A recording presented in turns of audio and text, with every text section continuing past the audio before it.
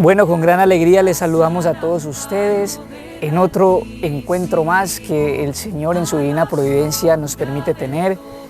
Hoy vamos a meditar especialmente en el Magnífica de la Virgen María. En los programas anteriores hemos hablado de los salmos, lo que los salmistas quieren pues expresar a Dios, y todo esto para que nos dé elementos para nuestra oración personal con Dios en este su programa Orando con los Salmos. Y bueno, en este día tenemos pues la gracia de tener a Jonari, seminarista de aquí de nuestro Seminario Mayor San Pedro Apóstol. Él está en segundo de teología, para que también oren mucho por él, por su vida, por su perseverancia, por su fidelidad. Se llama Jonari Alexis Vanegas y bueno, él viene de Colombia y queremos pues también enviar un saludo muy caluroso, muy especial a varios sitios donde él tiene a su familia. En Pereira, donde se encuentra su mamá, Milley Vanegas, su hermanita Angeli, también en Medellín, donde se encuentra su papá, Martín Vanegas, y bueno, también en Ciudad Bolívar, que fue donde él más pues se crió, vivió su vida. Un saludo especial a la señora Luz Marina Gómez, que es la abuelita, y a todos los amigos que él tiene allá pues en Ciudad Bolívar, Antioquia. Y bueno, muy especialmente también un saludo especial a Giovanni, que es también amigo de Jonari y que por misericordia y providencia de Dios también le pude conocer y compartimos muchas cosas, nos reímos mucho, tuvimos muchas experiencias, muchas aventuras. Entonces, hermano, un saludo cordial para vos. Bueno, Jonari, entonces, ¿cómo quieres iniciar pues este tema del Magnífica? Háblanos pues eso que la Virgen María quiere expresar, cómo exaltó la Virgen María pues a Dios nuestro Señor. Bueno, hermano, ante todo Dios le pague por la invitación. Muy feliz, muy contento de poder iniciar este mes de María, precisamente honrando a Nuestra Señora. El cántico del Magnífica es una oración que la Virgen María, por decirlo así, compuso, a través de la cual ella exaltó a Dios. Entonces, la Iglesia desde los inicios ha venerado muchísimo esta oración. De hecho, todos los días nosotros la rezamos y todos los sacerdotes, los religiosos, las religiosas, toda la Iglesia siempre reza este cántico del Magnificat, que viene de la palabra latina Magnificat, que es como exultar, de alegría por una acción de Dios sobre el alma de la Virgen. Entonces el contexto que se da del Magnífica es cuando la Virgen María va y visita a Santa Isabel. Santa Isabel la ensalza como aquella, la madre del Señor, bendita tú, dichosa tú que has creído, bienaventurada tú que has creído. La Virgen María, en respuesta a la alabanza que le hace Santa Isabel, prorrumpe en este cántico de alabanza a Dios, porque cuando uno bendice a María, ella bendice a Dios. Esa es siempre la lógica de la Virgen. Entonces es muy bonito porque desde el inicio la Virgen María nos enseña cómo ella está orientada totalmente a Dios, su vida, su corazón, y nos revela un poco qué es lo que hay en su interior, en su corazón inmaculado. Entonces el Magnificat, que es el cántico de la Virgen, ella inicia con, en español se traduce, en latín dice Magnífica, y en español se traduce: proclama mi alma la grandeza del Señor, se alegra mi espíritu en Dios mi Salvador. Lo que significa que la Virgen María, ella está colmada de alegría por una acción que Dios ha hecho en ella. ¿Qué es lo que va a decir ella después?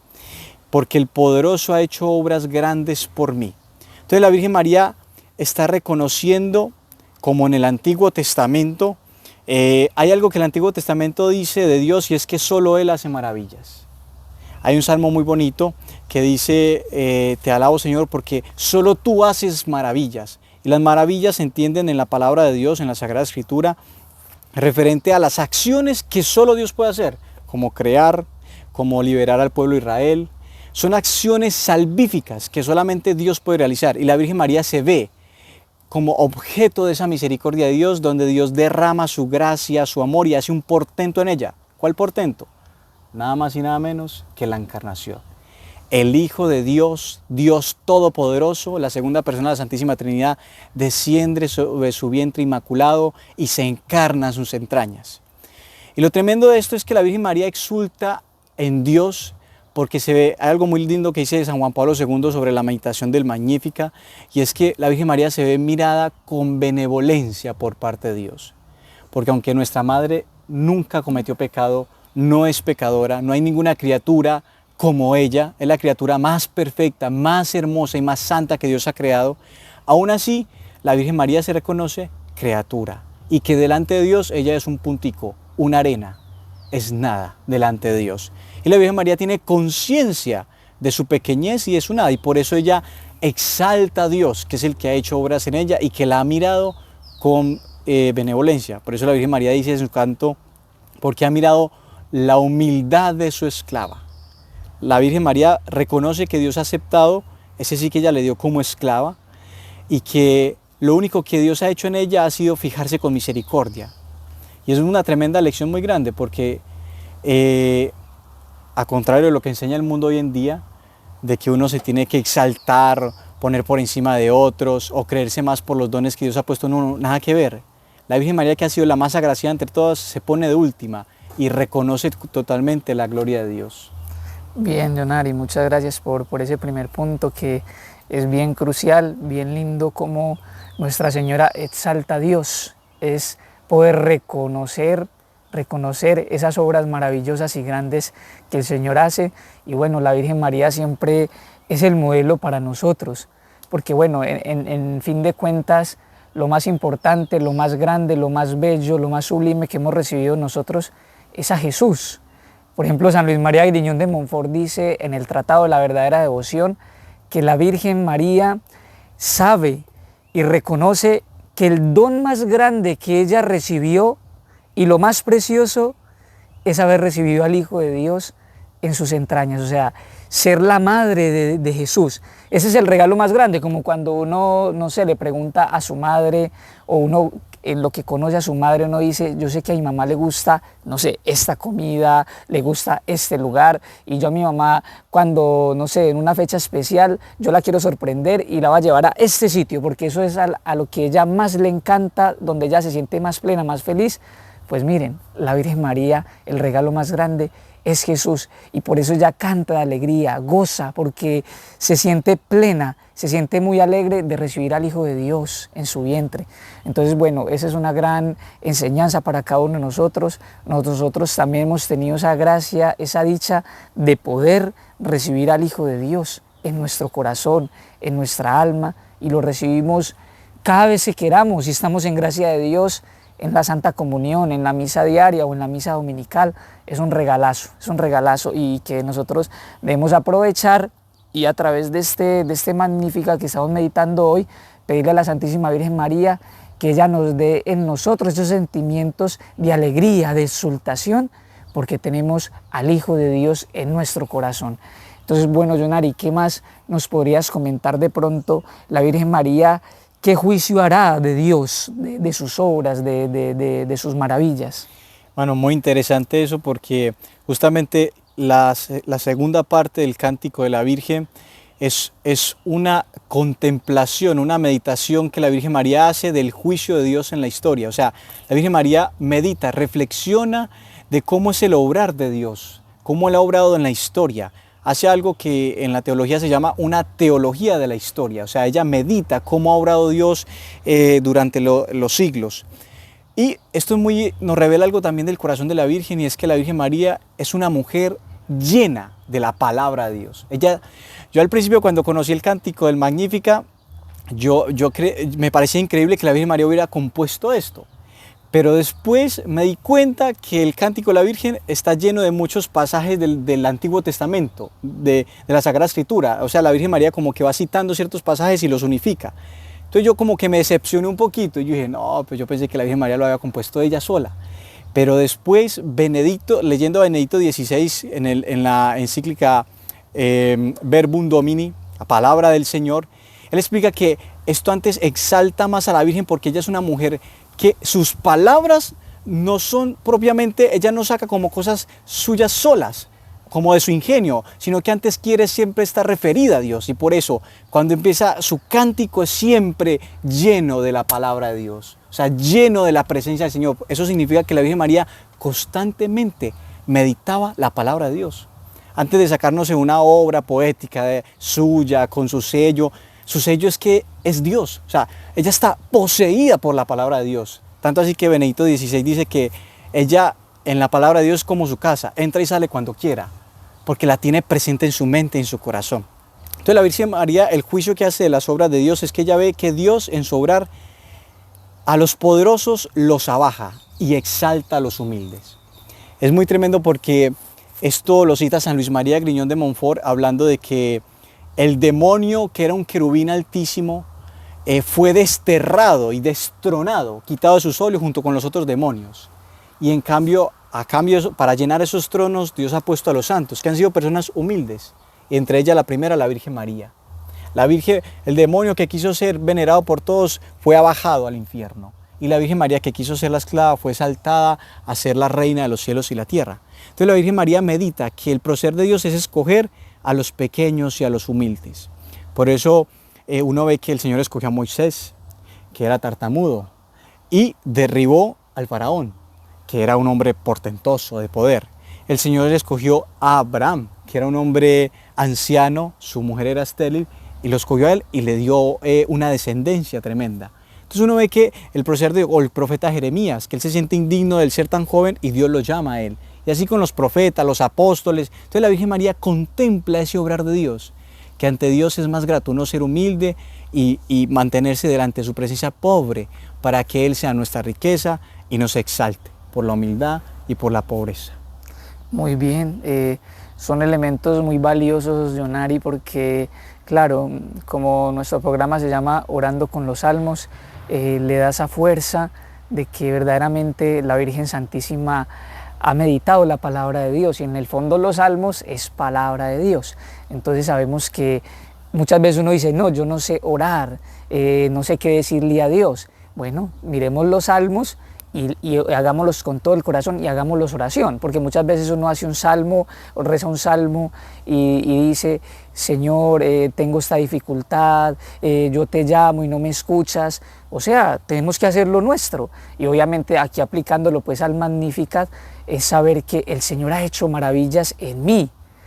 Y eso es muy impresionante. Jonari ahorita compartía que la Virgen hace como una teología de la historia, es decir, mira la historia y mira el obrar de Dios, pero ahora hagámoslo un poco más cercano. Miremos nuestra vida y lo que Dios ha obrado en nosotros. Y de esa manera nosotros también debemos tener esa alegría, ¿sí? Porque la Virgen María, en el fondo, con este cántico que está haciendo, está mostrando que su alma está llena de alegría. ¿En quién? En Dios. Porque dice, si alegra mi espíritu en Dios mi Salvador. Entonces es un momento muy especial para nosotros, digamos, acogernos a la Virgen Santísima y decirle, Madrecita, enséñame a ver mi vida, el obrar que Dios ha hecho en mí, incluso en las dificultades, incluso en las cruces, en los problemas, porque la Virgen María también nos enseña mucho eso, de que la Virgen María se permaneció fiel en las alegrías y en la tristeza, en el momento de la encarnación, cuando estaba recibiendo a su Hijo, y en el momento de la cruz, cuando lo estaba ofreciendo al Padre. Entonces eso también es muy importante, que podamos tener esa visión de que Dios nos bendice en las alegrías y en las tristezas. Entonces, bueno, son elementos que nos va regalando la Virgencita también para nuestra oración, para que lo podamos meditar y reflexionar. Y bueno, Jonari, ya entonces un último punto, ¿será que la Virgen María entonces habrá meditado alguna vez en la fidelidad de Dios? Claro, precisamente, como usted lo dice, hermano, la última reflexión que hace la Virgen María es ver cómo Dios siempre es fiel. Dios siempre es fiel y misericordioso. La Virgen María, en la última parte del cántico, dice, auxilia a Israel su siervo, acordándose de su misericordia, como lo había prometido a nuestros padres, en favor de Abraham y su descendencia por siempre. La Virgen María tiene presente en ese momento las promesas de Dios. Dios le prometió a Abraham una descendencia, a un hombre que era estéril, anciano. Entonces la Virgen María se remonta siglos atrás de la promesa de Dios y contempla que Dios ha sido fiel, porque se la ha mirado a ella y en ella está cumpliendo la promesa hecha a Abraham. ¿Cuál es la promesa? La descendencia en cual se bendecirán todas las naciones, que va a ser nuestro Señor Jesucristo.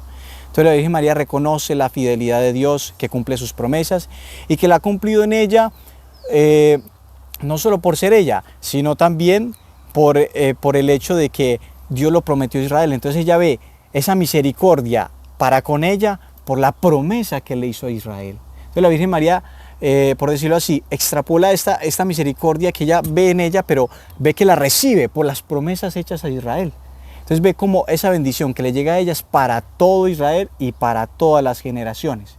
Por eso ella misma lo dice que va a ser llamada bienaventurada. La Virgen María profetiza cómo ella va a ser ensalzada por el resto de los cristianos durante la historia, por obra y misericordia de Dios.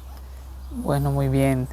Es muy especial eso de que la Virgen María reconozca que esa promesa a Israel también la recibió ella y también nos lo manifiesta a nosotros, porque es muy grande saber que el pueblo de Israel tenía esta esperanza en el Mesías, que esperaba a ese Salvador y que gracias a la Virgencita y a su sí, esto se pudo dar en la historia.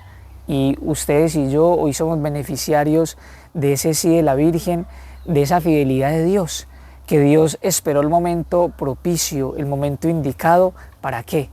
Para enviar a su Hijo, y que lo quiso hacer a través de la Santísima Virgen María. Entonces créame que es muy importante poder nosotros, digamos, poder relacionar esta fidelidad de Dios con el sí de la Virgen María también, que podamos saber y meditar y reflexionar siempre y en todo momento que Dios siempre es fiel a sus promesas, y que la Virgen María nos da esa alegría, ese gozo de poder recibir esas promesas, de poder recibir esa alegría en nosotros.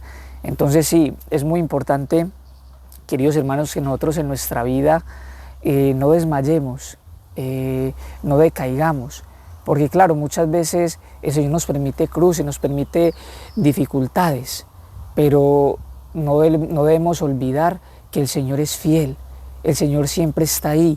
Dice San Pablo, pues, que el Señor no pone a nosotros pruebas que superen nuestra fuerza.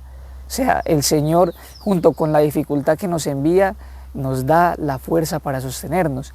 Y miren, queridos hermanos, para ir finalizando pues nuestra reflexión, saber que cuando Jesús ya había sido entregado pues a las autoridades y estaba ya, digamos, pronto a su pasión, ¿qué pasó? Todos los apóstoles huyeron, abandonaron al Señor, excepto Juan. Y Juan pudo permanecer al pie de la cruz. ¿Por qué? Porque estaba con la Santísima Virgen María. Nosotros solos, por nuestras propias fuerzas, no podemos verdaderamente permanecer fieles, pero con la ayuda de la Virgen María podemos estar fieles en el momento de la cruz, en el momento de la dificultad. No sé ya, Jonari, si de pronto quieras dar un último mensaje ya a aquellos que nos escuchan para que concluyamos este programa. Bueno, hermano, no. Ante todo, el mensaje es que nos enamoremos de la Virgen María. San Maximiliano María Kolbe decía: nunca temas amar a María, porque nunca la amarás como la amó Jesús. Entonces nosotros no tenemos que tener reparos en entregarnos a la Virgen, en consagrarnos a ella, en aprender de ella. Nuestra madre es mater e magister, es madre y maestra. Dios quiere, como lo anunció en Fátima la Virgen María, que nosotros adquiramos una devoción y tomemos a la Virgen María como camino, como refugio y como senda que nos conduce a Dios. Entonces, enamorémonos profundamente de la Virgen. Nadie como ella ha amado a Dios. Ella está volcada a Dios. Todo lo ve en Dios, todo lo reflexiona sobre Dios, todo lo recibe bajo la mirada de Dios. Por eso la alaba, por eso se siente amada. La Virgen María exultó y se alegró porque se vio amada por una mirada paterna, por una mirada amorosa que es la de Dios, que nos mira siempre con misericordia y nos quiere hacer partícipes de sus dones. Es muy impresionante. La Virgen María se ve amada, pero no se niega. Ella dice, hágase. Le dice sí al plan de Dios. Aunque se ve pequeña, le dice, hágase al plan de Dios, porque cree en el amor y la sabiduría de Dios. Entonces eso, dejar que la Virgen María nos enamore profundamente de ella y ella nos enamore profundamente de Jesús. Muchas gracias pues, Jonari, por su compartir, por haber sacado este espacio pues para nosotros, para cada uno de los que nos escuchan. Y bueno, les seguimos entonces animando para que nos sigan acompañando en nuestros próximos programas, para ir teniendo más elementos para nuestra oración. Que la Virgen Santísima les proteja. Tú que habitas a la